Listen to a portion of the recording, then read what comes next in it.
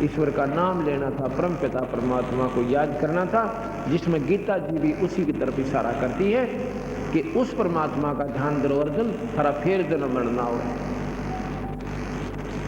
उस परमात्मा तो दूर रहा, हमारे से तो देवी देवता पितृ भूत ये ना निमटते हैं। और गीता जी में मना कर रखा, हम फिर भी कर रहे हैं। तो फिर गीता जी को क्या माना हमने? वैसे तो गीता जी जैसा शास्त्र नहीं, कृष्ण जी जैसा भगवान नहीं, और एक बात उनका अनुसरण नहीं, तो सुख की गीत गा रहे हो, भगवान का मजाक उड़ा रहे हो। मेरे जैसे ने कह दिया हुआ था पक्की, और भगवान कह के चले गए वह कच्ची थारी नजरों में। इन बातों का विचार करना चाहिए, जब जाके आप अपनी व्यवस्था को ठीक कर पाओगे।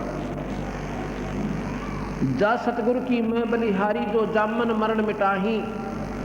मैं उस गुरुदेव के ऊपर कुर्बान जाता हूं जो जन्म और मरण न मिटा दे। गुरु बहुत हैं, अपनी अपनी सीमा तक के वो सीमित गुरु हैं।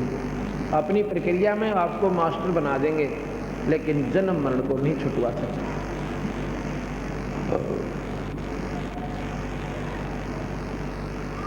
कुल परिवार तेरा सकल कबीला, मसलत एक ठहराई। जब ये शरीर छूट जाता है, अपने आसपास के कुल परिवार के व्यक्ति इकट्ठे होंगे। कोई तो नहला रहा है, कोई तो नहला रहा है, नवा रहा है, स्नान करवा रहा है, और कोई लकड़ियां ढोने लग गया। किसी ने कफन बनाने की, अर्थी बनाने की तैयारी कर ली, और 1 घंटे के अंदर धरका उसका ऊपर और शमशान घाट पर पहुंच गया। कुल परिवार तेरा सकल कबीला, मसलत एक ठहराई। मसलत माने सलाह मशूरा, सबकी एक राय बनगी। उठाओ भाई और चलो शमशान घाट। उठाओ भाई, जल्दी करो, लकड़ी ले आओ, हैं, और घी ले लो, फलानी चीज ले लो, चलो। सबकी एक राय बनगी, अब मरगट पर ले चलो। कुल परिवार तेरा सकल कबीला, मसलत एक ठहराई। और बांध पिंजड़ी आगे धर लिया, मरगट में ले जाएंगे। अग्नि लगा दिया, ददलंबा फूंक दिया उस ठाही। अब शरीर का तो गति होगी, शरीर तो फूंक दिया, अब गति किसकी रहेगी? जो शरीर के अंदर जो वस्तु थी, जो जीवात्मा थी। वेद बांध फिर पंडित आए, पीछे गरुड़ पढ़ाई। ओए है, वो तो जा चुके वहां तपस्या पे काल के मुंह में, और पाछा उसकी विलय गरुड़ पढ़ाई। गरुड़ भी पढ़ दिया। फिर क्या हो गया? नर से तीतू पशुआ की जय, गद्दा बैल बनाई। ये 56 भोग कहाँ मन बोरे, तो कुरुड़ी चढ़ने जाए। अब 1 मिनट कभी भी दिन में विचार किया करो, अपने भोजन जब खान लगो और अन्य प्राणियों के आहार को एक बार देख लिया करो। आपने वह रोटी खा जरूर लोगे, पर भगवान नहीं भूल सकते हैं। और हम क्यों अब उन पशुओं को तो पशु ही मानते, ये तो ऐसे पशु बने रहेंगे, और हमने मौज मारेंगे, फिर मनुष्य बन जाएंगे, और फिर ठाठ हो जाएंगे। ऐसा नहीं है। कल बताया था कि बीबी पड़दर रहे थी, जोड़ी लगे थी बार, इब नगन उगाड़े फिरती हैं, गात उगाड़े फिरती हैं, और बनकुतिया बाजार। ये परमात्मा का नियम है, ये बिल्कुल सत्य है।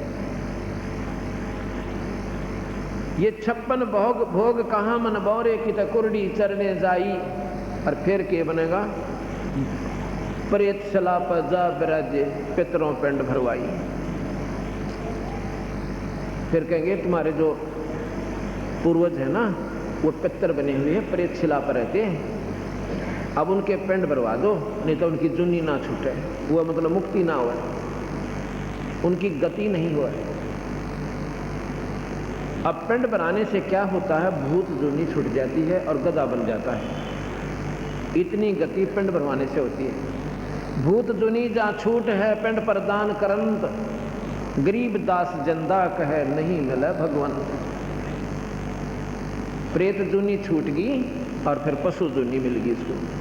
तो फिर कहते हैं जी हमारा पीछा छूटा, हमने सेद्या करता है।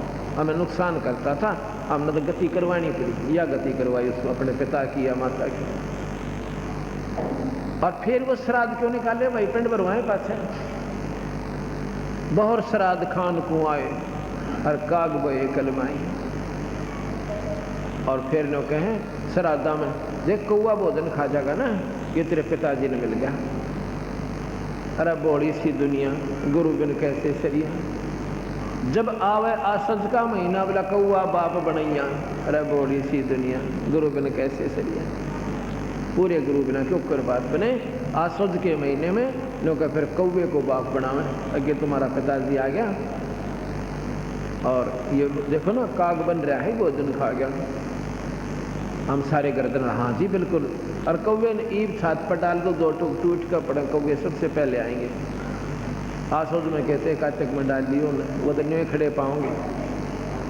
और चलो एक दिन अपने पिताती रोटी खवा भी दी, 364 दिन के खागा करो, एक दिन खिला दी और 364 दिन के खाएगा वो पिताजी अपना।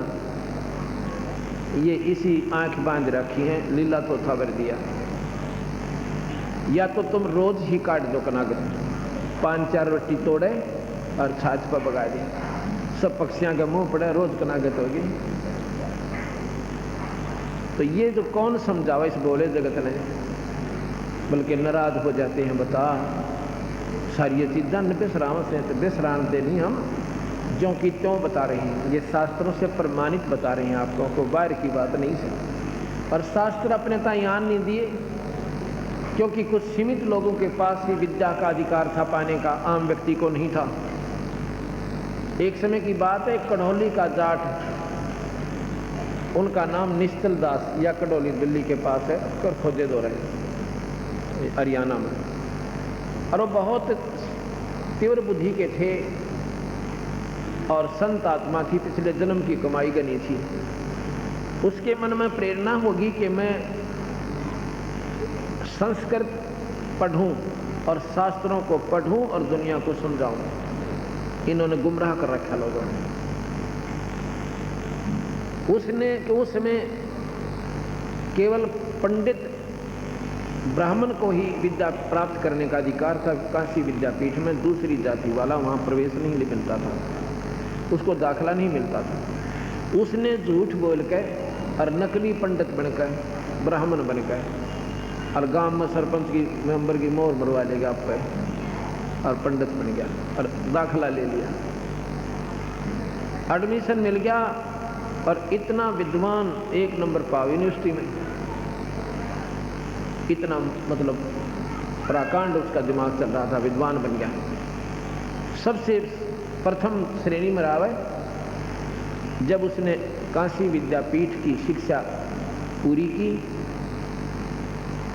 जब चलने लगा तो वहाँ के जो प्राध्यापक थे, मुख्य अध्यापक थे, प्रिंसिपल थे, उनके लड़की जवान थी, शादी योग्य हो गई थी। उसने सोचा ऐसा विद्वान बालक और होनहार और खूबसूरत, और क्यों ना अपनी कन्या का ब्याह इसका कर दूं, लड़की की शादी तो करनी ही है। और ऐसा बच्चा कभी मार नहीं खा सकता, खूब रोजी रोटी कमाओगा, क्यों रोजी रोटी के लिए ही वो विद्यापीठ की, उसमें यही साधन था कमाई का। इन लोगों ने आध्यात्मिक वर्ग को रोजी रोटी बना ली थी। तो उसने जब वो निश्चल दास अपने गुरुदेव के चरणों में शीश झुकाने के लिए अंतिम विदाई लेने गया, तो कहने कि गुरुदेव आशीर्वाद दो, आपका बच्चा सफल हुआ है। कहने लगा भाई कोई दक्षिणा नहीं देगा, अगर जो मांगो तो ले लो, महाराज जी शरीर भी आपका ही है। कहने लगा भाई वचनबद्ध हो जा। हक हो गया जी कि मैं अपनी लड़की की शादी आपसे करना चाहता हूँ।